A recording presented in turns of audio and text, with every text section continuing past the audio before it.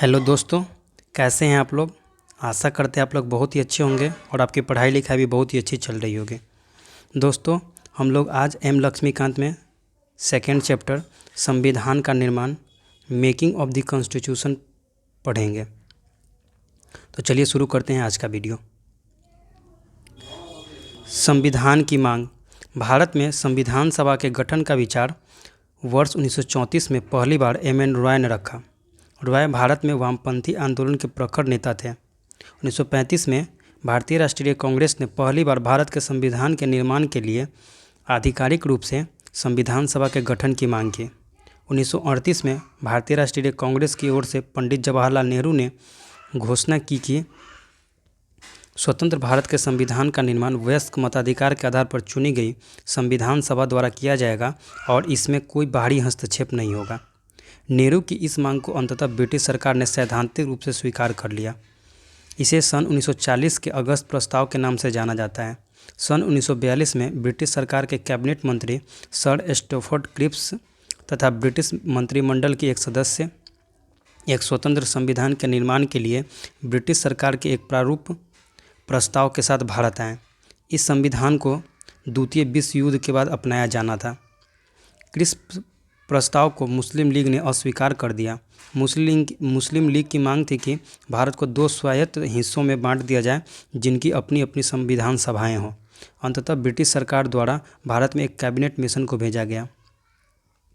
इस मिशन ने दो संविधान सभाओं की मांग को ठुकरा दिया, लेकिन उसने ऐसी संविधान के सभा के निर्माण की योजना सामने रखी जिसने मुस्लिम लीग को काफ़ी हद तक संतुष्ट कर दिया। संविधान सभा का गठन। कैबिनेट मिशन योजना द्वारा सुझाए गए प्रस्तावों के तहत नवंबर 1946 में संविधान सभा का गठन हुआ। योजना की विशेषताएं थी। पहला, संविधान सभा की कुल सदस्य संख्या 389 होनी थी। इनमें से 296 सीटें ब्रिटिश भारत और 93 देसी रियासतों को आवंटित की जानी थी।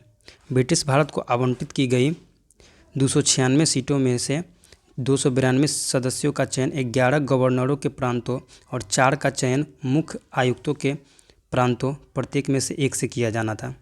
दूसरा, हर प्रांत व देशी रियासतों अथवा छोटे राज्यों के मामले में राज्यों के समूह को उनकी जनसंख्या के अनुपात में सीटें आवंटित की जानी थी। मोटे तौर पर कहा जाए तो प्रत्येक 10 लाख लोगों पर एक सीट आवंटित की जानी थी। प्रत्येक ब्रिटिश प्रांत को आवंटित की गई सीटों का निर्धारण 3 प्रमुख समुदायों के बीच उनकी जनसंख्या के अनुपात में किया जाना था। ये 3 समुदाय थे मुस्लिम, सिख व सामान्य, मुस्लिम और सिख को छोड़कर।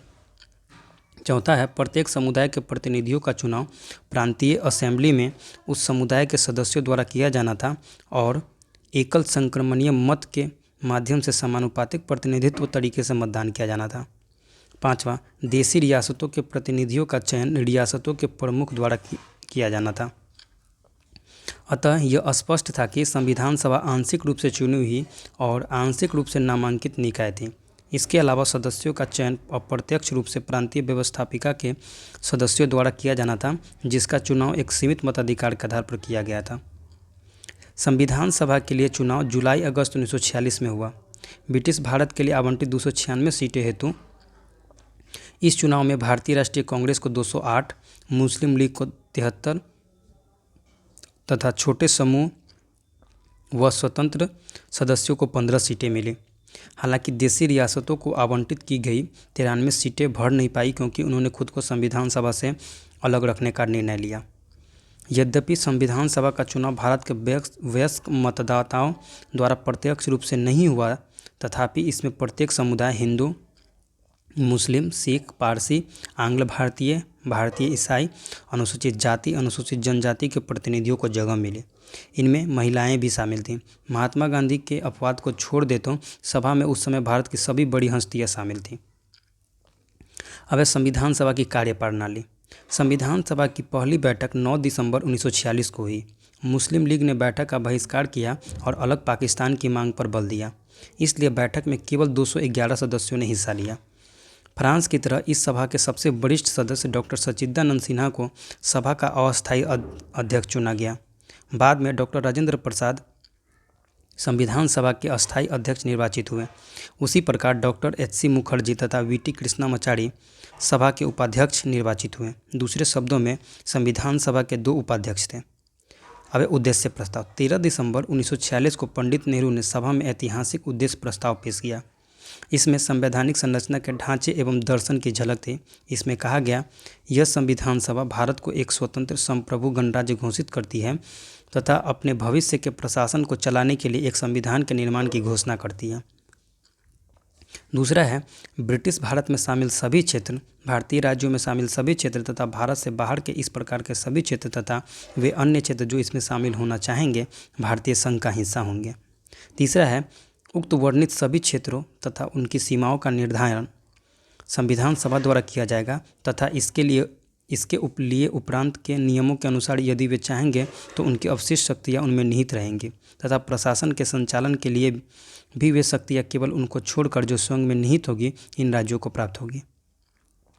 चौथा, संप्रभु स्वतंत्र भारत की सभी शक्तियाँ एवं प्राधिकार इसके अभिन्न अंग तथा सरकार के अंग सभी का स्रोत भारत की जनता होगी।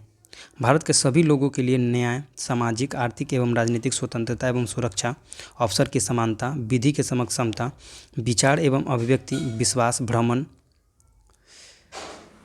संगठन बनाने आदि की स्वतंत्रता तथा लोक नैतिक की स्थापना सुनिश्चित की जाएगी। अल्पसंख्यकों, पिछड़े वर्गों तथा जनजातीय क्षेत्रों के लोगों को पर्याप्त सुरक्षा प्रदान की जाएगी। सातवां है, संघ की एकता को अक्षुण्ण बनाए रखा जाएगा तथा इसके भू क्षेत्र, समुद्र एवं वायु क्षेत्र को सभ्य देशों के न्याय एवं विधि के अनुरूप सुरक्षा प्रदान की जाएगी। और आठवां है, इस प्राचीन भूमि को विश्व में उसका अधिकार एवं उचित स्थान दिलाया जाएगा तथा विश्व शांति एवं मानव कल्याण को बढ़ावा देने के निमित्त उसके योगदान को सुनिश्चित किया जाएगा। इस प्रस्ताव को 22 जनवरी 1946 को सर्वसम्मति से स्वीकार कर लिया गया। इसने संविधान के स्वरूप को काफ़ी हद तक प्रभावित किया। इसके परिवर्तित रूप से संविधान की प्रस्तावना बनी। अब है स्वतंत्रता अधिनियम द्वारा परिवर्तन। संविधान सभा से खुद को अलग रखने वाली देशी रियासतों के प्रतिनिधि धीरे धीरे इसमें शामिल होने लगे। 28 अप्रैल 1947 को 6 राज्यों के प्रतिनिधि सभा के सदस्य बन चुके थे। 3 जून 1947 को भारत के बंटवारे के लिए पेश की गई माउंटबेटन योजना को स्वीकार करने के बाद अन्य देशी रियासतों के ज़्यादातर प्रतिनिधियों ने सभा में अपनी सीटें ग्रहण कर ली। भारतीय हिस्सों की मुस्लिम लीग के सभी सदस्य सभा में शामिल हो गए। सदस्य भी सभा में शामिल हो गए। भारतीय स्वतंत्रता अधिनियम 1947 ने सभा की स्थिति में निम्न 3 परिवर्तन किए। पहला, सभा को पूरी तरह संप्रभु निकाय बनाया गया जो स्वेच्छा से कोई भी संविधान बना सकती थी। इस अधिनियम ने सभा को ब्रिटिश संसद द्वारा भारत के संबंध में बनाए गए किसी भी कानून को समाप्त करने अथवा बदलने का अधिकार दे दिया। दूसरा, संविधान सभा एक विधायिका भी बन गई। दूसरे शब्दों में कहा जाए तो सभा को 2 अलग अलग काम सौंपे गए। इनमें से एक था स्वतंत्र भारत के लिए संविधान बनाना और दूसरा था देश के लिए आम कानून लागू करना। इन दोनों कार्यों को अलग अलग दिन करना था। इस प्रकार संविधान सभा स्वतंत्र भारत की पहली संसद बनी। जब भी सभा की बैठक संविधान सभा के रूप में होती, इसकी अध्यक्षता डॉक्टर राजेंद्र प्रसाद करते और जब बैठक बतौर विधायिका होती तब इसकी अध्यक्षता जी.बी. मावलंकर करते। संविधान सभा 26 नवंबर 1949 तक इन दोनों रूपों में कार्य करती रही। इस समय तक संविधान का निर्माण पूरा हो चुका था। तीसरा है, मुस्लिम लीग के सदस्य पाकिस्तान में शामिल हो चुके क्षेत्रों से संबंध भारतीय संविधान सभा से अलग हो गए। इसकी वजह से 1946 में माउंटबेटन योजना के तहत तय की गई सदस्यों की कुल संख्या 389 की बजाय 299 तक आ गिरी। भारतीय प्रांतों अनौपचारिक रूप से ब्रिटिश प्रांत की संख्या 296 से 229 और देशी रियासतों की संख्या 93 से 70 कर दी गई। 31 दिसंबर 1947 को राज्यवार सदस्यता को तालिका 2.4 में प्रस्तुत किया गया, जो कि नीचे दिया हुआ है। अन्य कार्य, संविधान के निर्माण और आम कानूनों को लागू करने के अलावा संविधान सभा ने निम्न कार्य भी किए। पहला, इसने मई 1949 में राष्ट्रमंडल में भारत की सदस्यता का सत्यापन किया। दूसरा, 22 जुलाई 1947 को राष्ट्रध्वज अपनाया गया। तीसरा, इसने 24 जनवरी 1950 को राष्ट्रगान को अपनाया। चौथा, इसने 24 जनवरी 1950 को राष्ट्रीय गीत को अपनाया। पाँचवा, इसने 24 जनवरी 1950 को डॉक्टर राजेंद्र प्रसाद को भारत के पहले राष्ट्रपति के रूप में चुना गया। 2 साल 11 महीना 18 दिन दिनों में संविधान सभा के कुल 11 बैठकें हुई। संविधान निर्माताओं ने लगभग 60 देशों के संविधान का अवलोकन किया और इसके प्रारूप पर 114 दिन तक विचार हुआ। संविधान के निर्माण पर कुल 64 लाख रुपये का खर्च आया। 24 जनवरी 1950 को संविधान सभा की अंतिम बैठक हुई। इसके बाद सभा ने 26 जनवरी 1950 से 1951-52 में हुए आम चुनाव के बाद बनने वाली नई संसद के निर्माण तक भारत की अंतरिम संसद के रूप में काम किया। अब है संविधान सभा की समितियाँ। संविधान सभा ने संविधान के निर्माण से संबंधित विभिन्न कार्यों को करने के लिए कई समितियों का गठन किया। इनमें से 8 बड़ी समितियाँ थीं तथा अन्य छोटी। इन समितियों तथा इनके अध्यक्षों के नाम इस प्रकार हैं। बड़ी समितियों में सबसे पहला है संघ शक्ति समिति, जिसके अध्यक्ष जवाहरलाल नेहरू थे। दूसरा है संघीय संविधान समिति, जिसके अध्यक्ष जवाहरलाल नेहरू थे। प्रांतीय संविधान समिति के सरदार वल्लभ भाई पटेल। प्रारूप समिति के डॉक्टर बी आर अम्बेडकर। फिर है मौलिक अधिकारों, अल्पसंख्यकों एवं जनजातियों तथा बहिष्कृत क्षेत्रों के सलाहकार समिति यानी कि परामर्शदाता समिति के अध्यक्ष थे सरदार वल्लभ भाई पटेल। इस समिति के अंतर्गत निम्नलिखित 5 उप समितियाँ थीं। पहला है मौलिक अधिकार उप समिति, इसके थे जेपी कृपलानी। दूसरा है अल्पसंख्यक उप समिति एस.सी. मुखर्जी। तीसरा है उत्तर पूर्व सीमांत जनजातीय क्षेत्र असम को छोड़कर तथा आंशिक रूप से जोड़े गए क्षेत्रों के लिए उप समिति गोपीनाथ बारदोलोई। और चौथा है छोड़े गए एवं आंशिक रूप से छोड़े गए क्षेत्रों असम में सिंचित क्षेत्रों के अलावा के लिए उप समिति का ए.वी. ठक्कर। पाँचवा है उत्तर पश्चिम फ्रंटियर जनजातीय क्षेत्र उप समिति के। फिर है छठा है प्रक्रिया नियम समिति का डॉक्टर राजेंद्र प्रसाद। राज्यों के लिए सहमति यानी कि राज्यों से समझौता करने वाली, जिसके जवाहरलाल नेहरू थे। और संचालन समिति डॉक्टर राजेंद्र प्रसाद। छोटी समितियाँ, पहला वित्त एवं कर्मचारी स्टाफ समिति का डॉक्टर राजेंद्र प्रसाद। प्रत्याग यानी कि क्रेडेंशियल समिति के अल्लादी कृष्ण स्वामी अय्यर। सदन समिति बी पट्टाभी सीतारमैया। कार्य संचालन समिति के डॉक्टर के.एम. मुंशी। राष्ट्र ध्वज संबंधित तदर्थ समिति के डॉक्टर राजेंद्र प्रसाद। संविधान सभा के कार्यों के लिए संविधि समिति के जी.वी. मावलंकर। सर्वोच्च न्यायालय के लिए तदर्थ समिति के एस. वरदाचारी, जो कि सभा के सदस्य नहीं थे। फिर है मुख्य आयुक्तों के प्रांतों के लिए समिति के थे बी पट्टाभी सीतारमैया।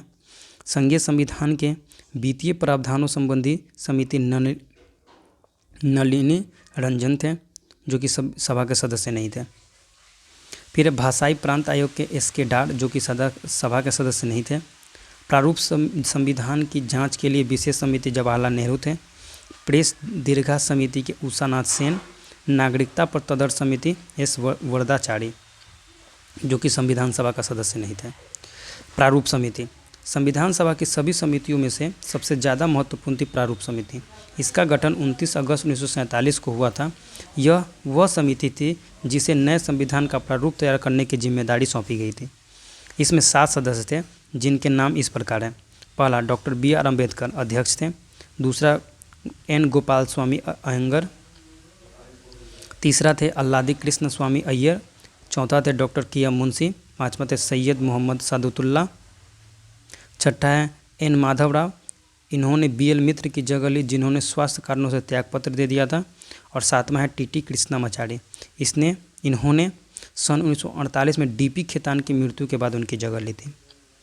विभिन्न समितियों के प्रस्ताव पर विचार करने के बाद प्रारूप समिति ने भारत के संविधान का पहला प्रारूप तैयार किया।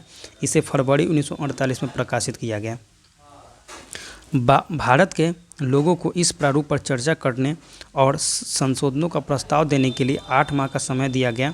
लोगों की शिकायतों, आलोचनाओं और सुझावों के परिप्रेक्ष्य में प्रारूप समिति ने दूसरा प्रारूप तैयार किया, जिसे अक्टूबर 1948 में प्रकाशित किया गया। प्रारूप समिति ने अपना प्रारूप तैयार करने में 6 माह से भी कम का समय लिया। इस दौरान उनकी कुल 141 बैठकें हुई। नवंबर 1949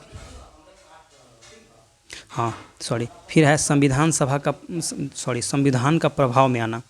डॉक्टर बी आर अम्बेडकर ने सभा में 4 नवंबर 1948 को संविधान का अंतिम प्रारूप पेश किया। इस बार संविधान पहली बार पढ़ा गया। सभा में इस पर 5 दिन यानी कि 9 नवंबर 1948 तक आम चर्चा हुई।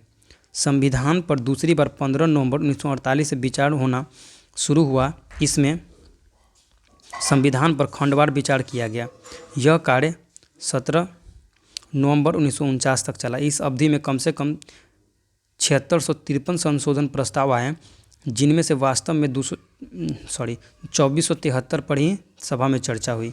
संविधान पर तीसरी बार 14 नवंबर 1949 से विचार होना शुरू हुआ। Doctor B.R. अम्बेडकर ने the constitution as settled by the assembly be passed प्रस्ताव पेश किया। संविधान के प्रारूप पर पेश इस प्रस्ताव को 26 नवंबर 1949 को पारित घोषित कर दिया गया और इस पर अध्यक्ष व सदस्यों के हस्ताक्षर लिए गए। सभा में कुल 299 सदस्यों में से उस दिन केवल 284 सदस्य उपस्थित थे, जिन्होंने संविधान पर हस्ताक्षर किए। संविधान की प्रस्तावना में 26 नवंबर 1949 का उल्लेख उस दिन के रूप में किया गया जिस दिन भारत के लोगों ने सभा में संविधान को अपनाया, लागू किया, वह स्वयं को संविधान सौंपा। 26 नवंबर 1949 को अपनाए गए संविधान में प्रस्तावना 395 अनुच्छेद और 8 अनुसूचियाँ थी। प्रस्तावना को पूरे संविधान को लागू करने के बाद लागू किया गया। नए विधि मंत्री डॉक्टर B.R. अम्बेडकर ने सभा में संविधान के प्रारूप को रखा। उन्होंने सभा के कार्यकलापों में बढ़ चढ़कर हिस्सा लिया। उन्होंने अपनी तर्कसंगत व प्रभावशाली दलीलों के लिए जाना जाता था।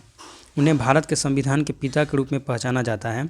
इस महान लेखक, संविधान विशेषज्ञ, अनुसूचित जातियों के निर्विवाद नेता और भारत के संविधान के प्रमुख शिल्पकार को आधुनिक मनु की संज्ञा दी जाती है। अब संविधान का प्रवर्तन। 26 नवंबर 1949 को नागरिकता, चुनाव, तदर्थ संसद, अस्थायी व परिवर्तनशील नियम तथा छोटे शीर्षकों से जुड़े कुछ प्रावधान अनुच्छेद 5, 6, 7, 8, 9, 60, 324, 366, 367, 379, 380, 388, 391, 392 और 393 स्वतः ही लागू हो गए। संविधान के शेष प्रावधान 26 जनवरी 1950 को लागू हुआ। इस दिन को संविधान की शुरुआत के रूप में देखा जाता है और इसे गणतंत्र दिवस के रूप में मनाया जाता है। इस दिन को संविधान की शुरुआत के रूप में इसलिए चुना गया क्योंकि इसका अपना ऐतिहासिक महत्व है। इसी दिन 1930 में भारतीय राष्ट्रीय कांग्रेस के लाहौर अधिवेशन दिसंबर 1929 में पारित हुए संकल्प के आधार पर पूर्ण स्वराज दिवस मनाया गया था। संविधान की शुरुआत के साथ ही भारतीय स्वतंत्रता अधिनियम 1947 और भारत शासन अधिनियम 1935 को समाप्त कर दिया गया। हालांकि abolition of privy council jurisdiction act 1949 लागू रहा। कांग्रेस की विशेषज्ञ समिति। जबकि संविधान सभा के लिए चुनाव हो रहे थे, 8 जुलाई 1946 को कांग्रेस पार्टी यानी कि भारतीय राष्ट्रीय कांग्रेस ने संविधान सभा के मसौदे तैयार करने के लिए एक विशेषज्ञ समिति का गठन किया। इसके निम्नलिखित सदस्य थे: पहला जवाहरलाल नेहरू, दूसरा आसफ अली, तीसरा के.एम. मुंशी, चौथा एन गोपाल स्वामी अयंगर, पाँचवा के.टी. सेठ, छठा D.R. गाडगिल, सातवां हुमायूं कबीर और आठवां के. संथानम। बाद में सभापति के प्रस्ताव पर कृष्ण कृपलानी को समिति के सदस्य एवं संयोजक के रूप में सहयोजित या शामिल कर लिया गया। समिति की 2 बैठकें हुई। पहली बैठक 20 से 22 जुलाई 1946 को दिल्ली में, दूसरी 15 से 17 अगस्त को मुंबई में। सदस्यों द्वारा अनेक टिप्पणियां तैयार करने के साथ साथ समिति ने संविधान सभा में अपनाई जाने वाली प्रक्रियाओं, विभिन्न समितियों की संविधान सभा द्वारा नियुक्ति के प्रश्नों तथा संविधान सभा के पहले सत्र में संविधान के उद्देश्यों पर एक संकल्प पत्र के प्रारूप पर भी चर्चा की गई।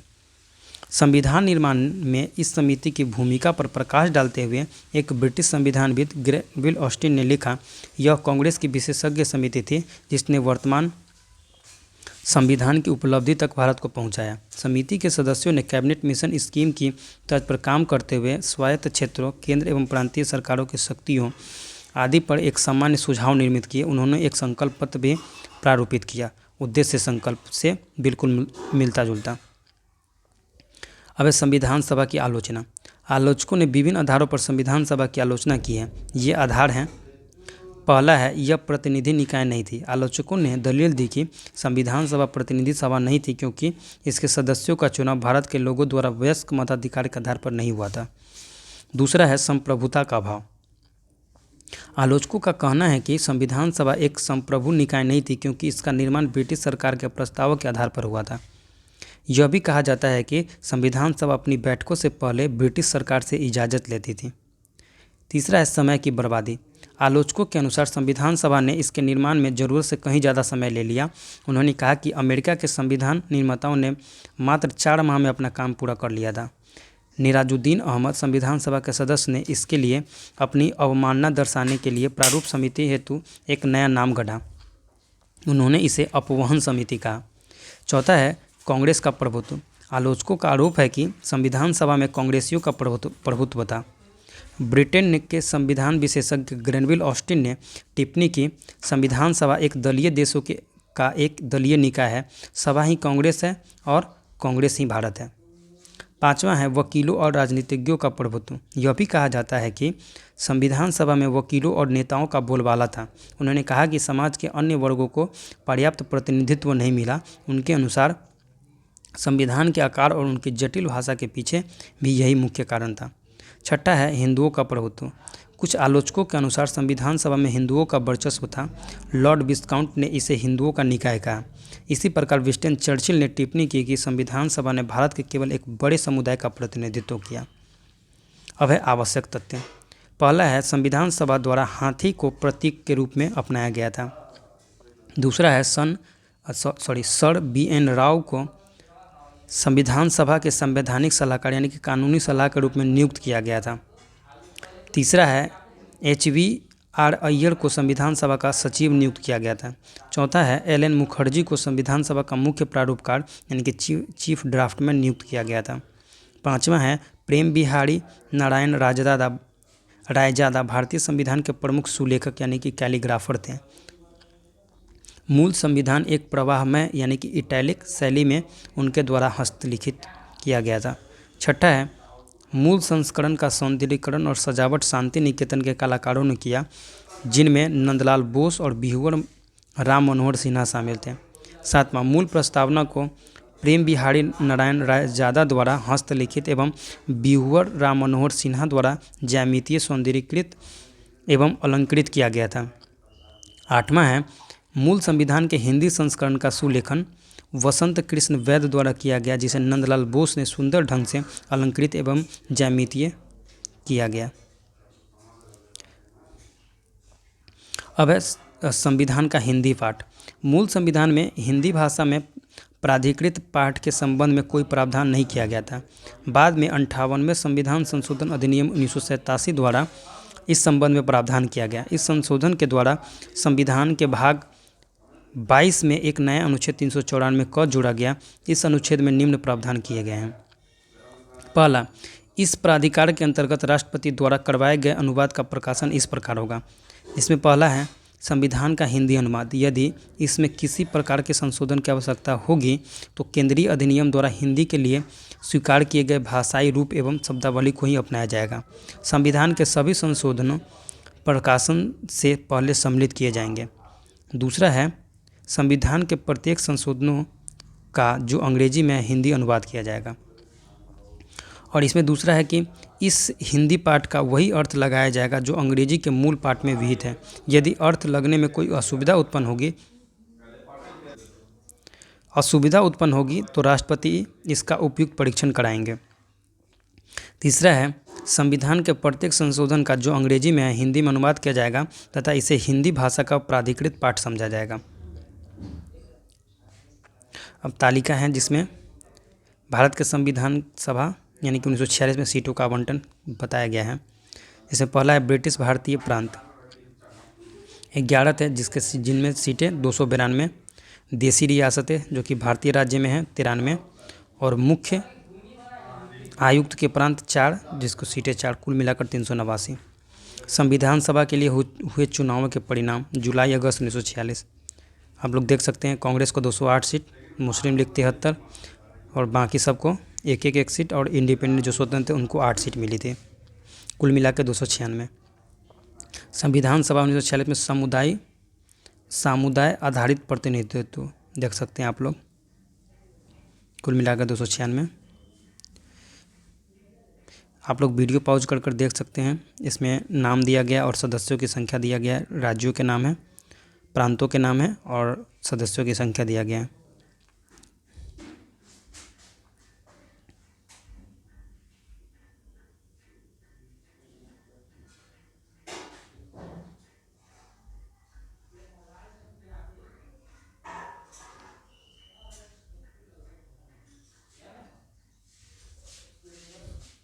आप लोग देख सकते हैं, इसमें बहुत समय लग जाएगा इसलिए। तो ये चैप्टर यहीं पे ख़त्म होता है। तो मिलते हैं नेक्स्ट चैप्टर में। और ये वीडियो आपको अच्छा लगे तो लाइक कीजिए, सब्सक्राइब कीजिए और शेयर ज़रूर कीजिए। और आपको कोई भी क्यूरी हो तो आप हमें कमेंट बॉक्स में बता सकते हैं। तो मिलते हैं नेक्स्ट वीडियो में। Thank you.